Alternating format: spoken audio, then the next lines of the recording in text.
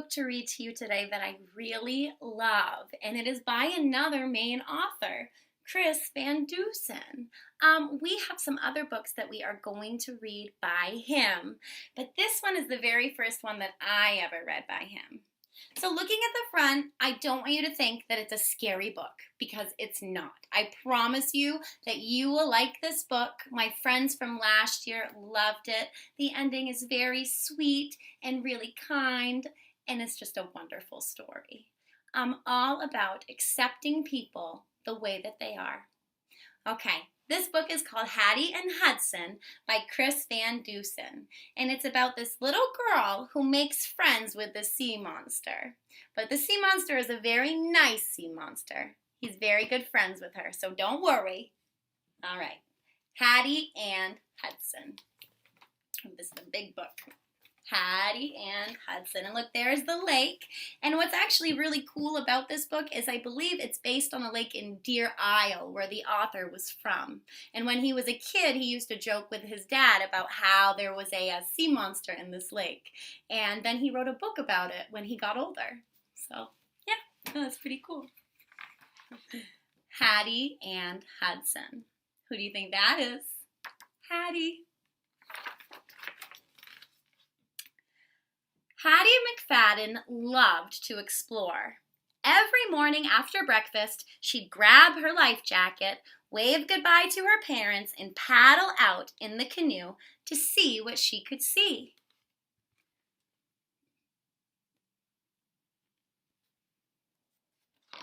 Any of you friends love to explore? Hattie discovered all kinds of things out on the lake. She watched as a beaver tugged an alder branch slowly through the water. Above, two bald eagles circled round and round on wings broad and flat. And over in the cove, a family of turtles with shiny black shells basked in the warm summer sun. Hattie was so happy, she started to sing. When the sun is up and the day is new, and the birds are singing in the sky, that's when you'll find me in my little canoe, paddle just a paddling by. She had no idea she was being heard. I wonder who could be hearing her. Think about the title of the book and the characters on the front.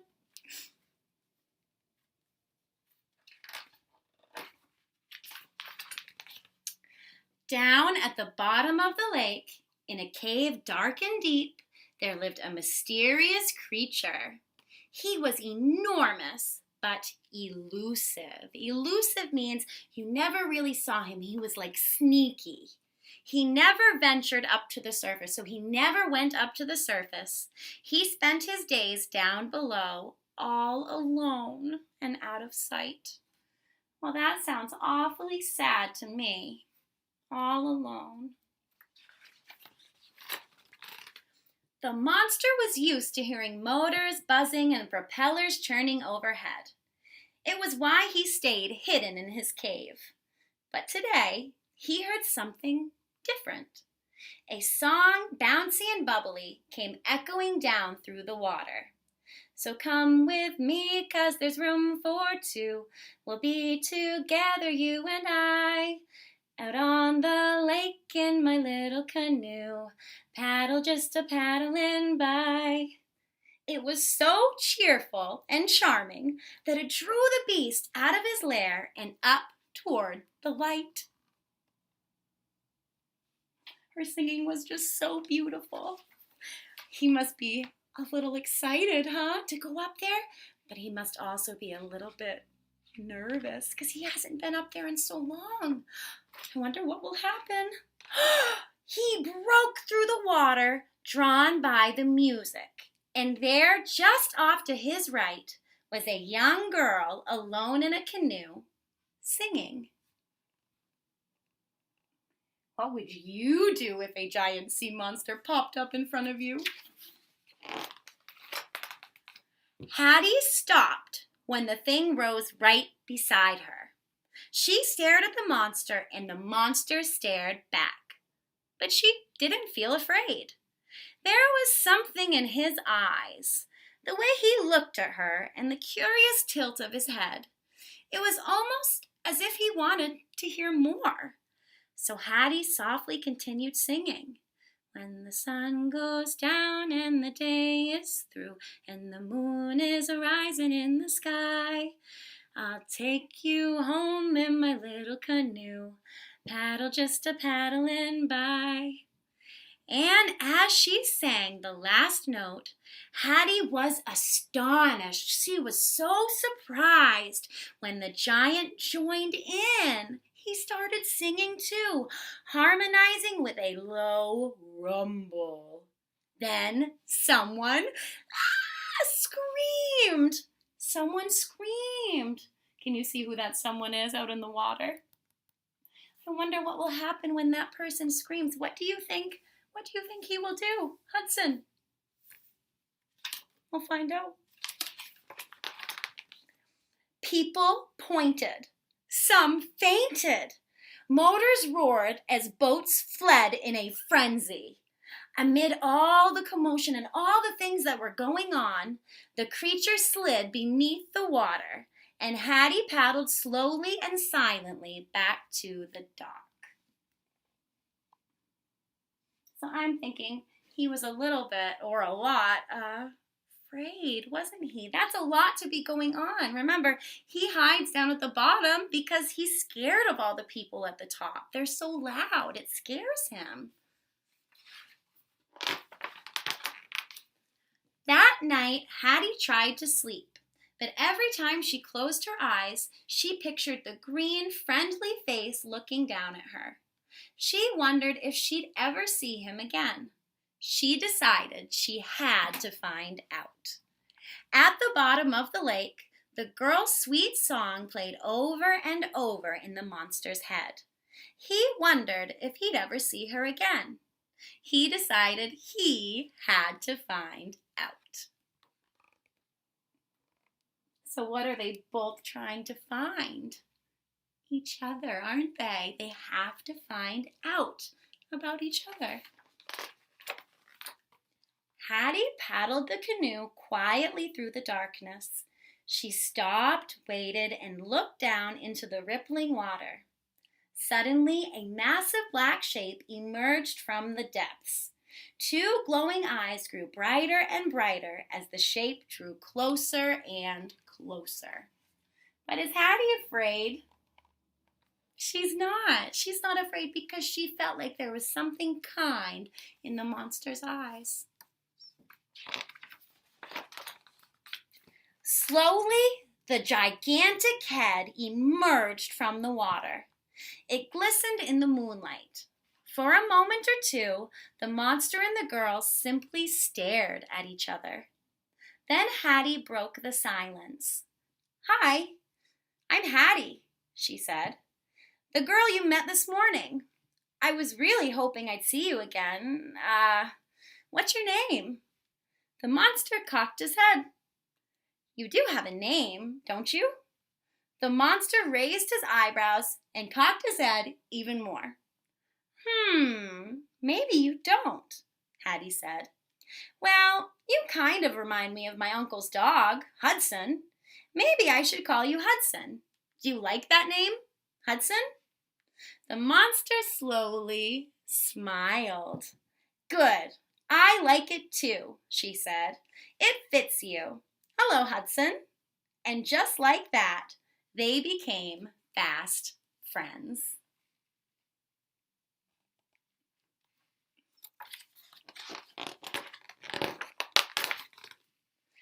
The little girl and the huge monster splashed and played in the silvery moonlight until Hattie realized it was time to head home. As she climbed into the canoe, she turned around, smiling, and said, "Hey, Hudson, let's meet again tomorrow night, okay?" Hudson nodded eagerly and smiled back. And do you see her? There she is, right over here on the shore, and there's Hudson.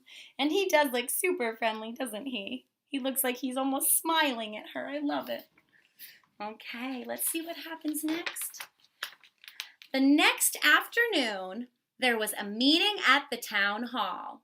Everyone was yelling, suggesting ways to get rid of what they called the deadly beast. If only they knew him, Hattie thought. She tried to say something, but she was interrupted. She tried again, but no one heard her. She tried several times to speak. Finally, she gave up. When the meeting was over, Hattie walked home with her dad. She felt a little sick. Why is she feeling a little sick? Because she's worried about her new friend, Hudson. Because they're trying to get rid of him. Is Hudson mean? No, Hudson is her friend. Let's see if they get rid of him. I hope not. Hattie snuck out again that night to be with Hudson. But when they met, she didn't feel much like playing. The townspeople saw you yesterday, she explained. Everybody thinks you're dangerous. Tomorrow they're coming to catch you and take you away. I don't know where to, but we can't let that happen. We need a plan. Hattie was deep in thought when Hudson abruptly nudged the canoe with his nose, nearly knocking it right over. Hey, barked Hattie. Hudson did it again. What are you doing? Once again, he bumped the boat. Then he looked at her and smiled brightly. Wait a second. I think I know what you're doing, said Hattie. Then she added, and this could work. This could definitely work. Hudson, you're a genius.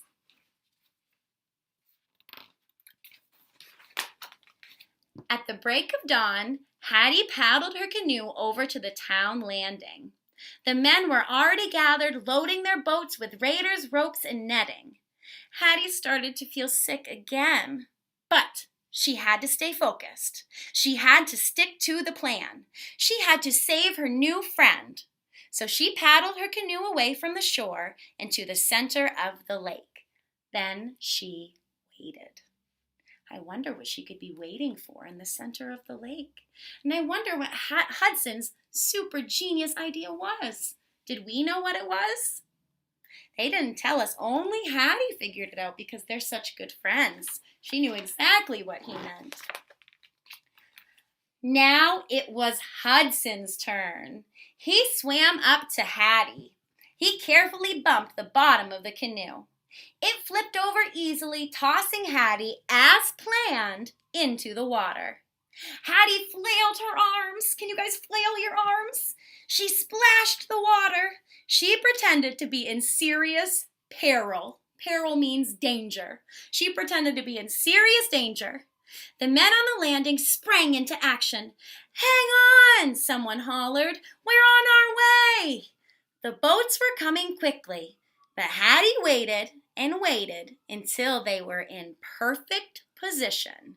Then she signaled to Hudson.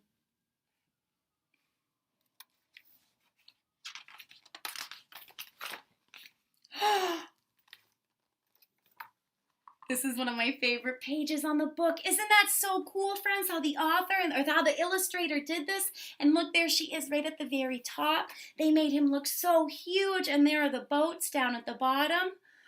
I wonder what the people who were trying to help her in the boats are thinking, seeing him come out of the water. What do you think? What would you think if you saw that?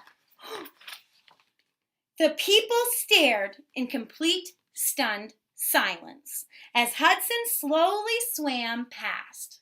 When he reached the landing, he gently lowered his head so Hattie could slide off. Now it was Hattie's turn to hold a meeting. A meeting. I wonder what she's going to say in her meeting. This is Hudson, she said bravely. He's a friend of mine. I know you think he's scary and mean and dangerous, but he's actually very friendly. He won't hurt you, I promise. This lake is his home, and I think he deserves to stay. Once you get to know him, I'm sure you'll agree. Hattie paused. Everyone stood still. Then A young boy slowly walked up and patted Hudson gently on the nose. Another child followed, then another. Soon a few adults cautiously stepped forward. Before long, a crowd had gathered around Hudson.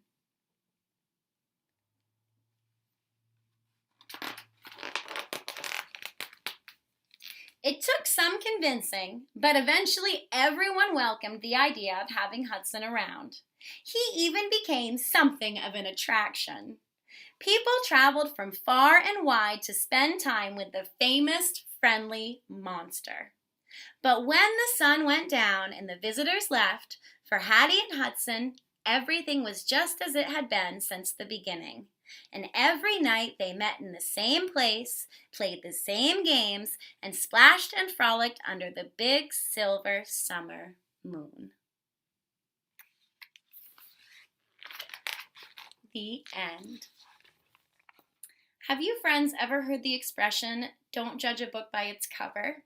It means don't judge somebody by the way that they look, by the way that you see them.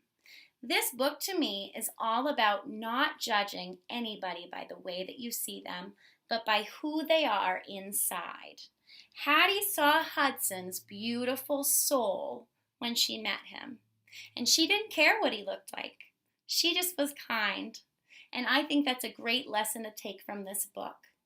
Even if someone seems different than you, you always should show kindness, just like Hattie did with Hudson. And Hudson did with Hattie. I'd like to hear about your favorite part of this book. What part did you like? What part did you not like? Did you have any reactions to the story, like an avid reader? What were you feeling when you were reading some of these pages? What do you think the characters might have been feeling? Let me know what you think. I hope you enjoyed this one because I love it.